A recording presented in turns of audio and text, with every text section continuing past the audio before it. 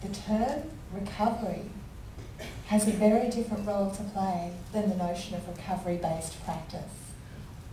Yeah, and this is one of the challenges I think that people don't get easily, is that recovery is not the business of service providers. And we've really got to be thinking that my recovery, each individual's recovery, is their own effort. No one can manufacture recovery. No one can create it. No one can kind of make it happen from the outside. Only the person can. And that's the work and that's the effort, and sometimes it's the joy and sometimes it's the challenge of that.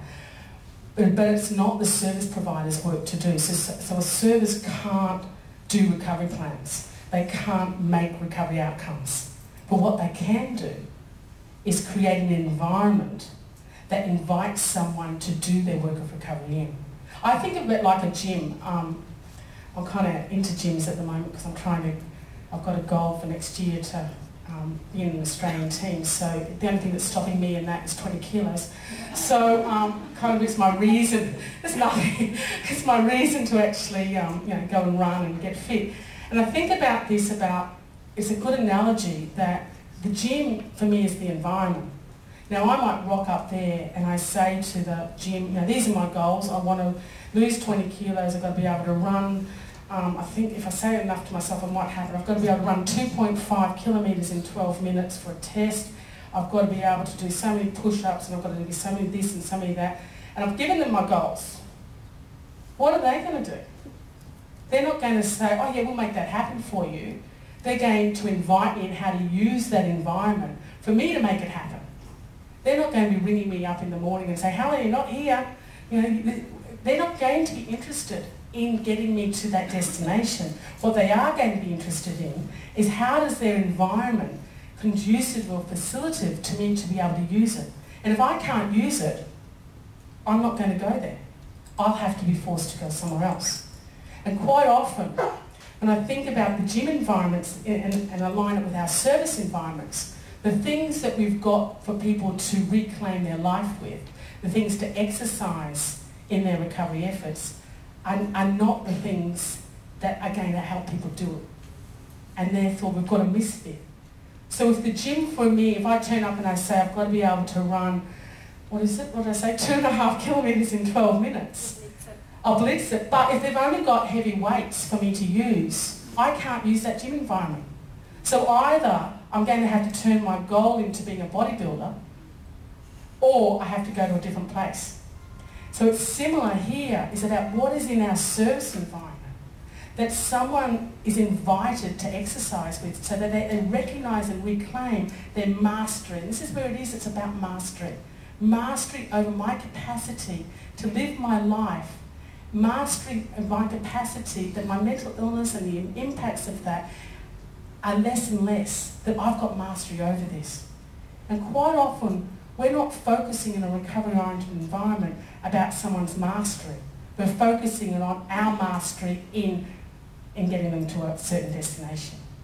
And this is where it's a paradox to how we're currently doing it. It's not about trying to recover someone to here. It's about what gets in the way of their ability to reclaim their life, and how do we support them to reconnect to that ability.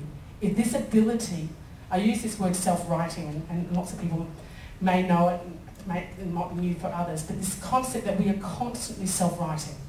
But when we get stuck, something has got in the way of that, because self-writing is a natural process. We do it all day, every day. So explain what self-writing is. Well, self-writing for me is a term that I came to when I was trying to work with a group of clinicians to kind of help them see that it's not about trying to get someone a job, get someone a house, get their symptoms under control, get them involved in the community. I said, that's all destination stuff. And we know from lived expertise wisdom that people say this is a process, not a destination. So while we're focusing on the destination, we're missing the process.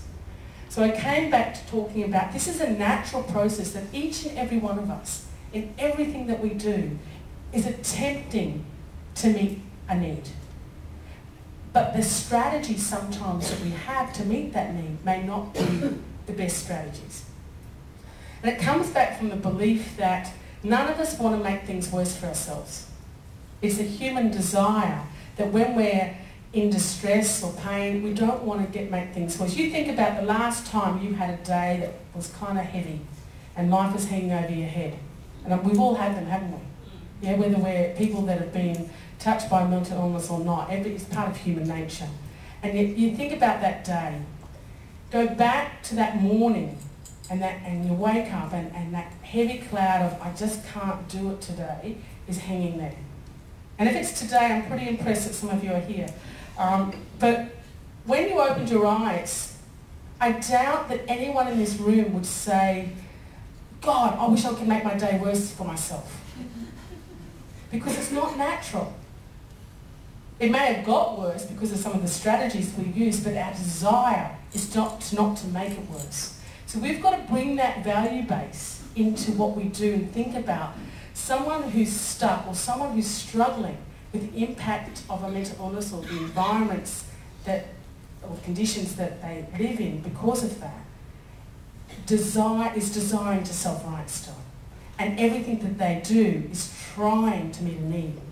But there's things in the way. There's things in the way that stop that. The person is not wrong in recovery. The person doesn't need to be shifted. What needs to be shifted or recreated is an environment that is not going to stop a person self-righting.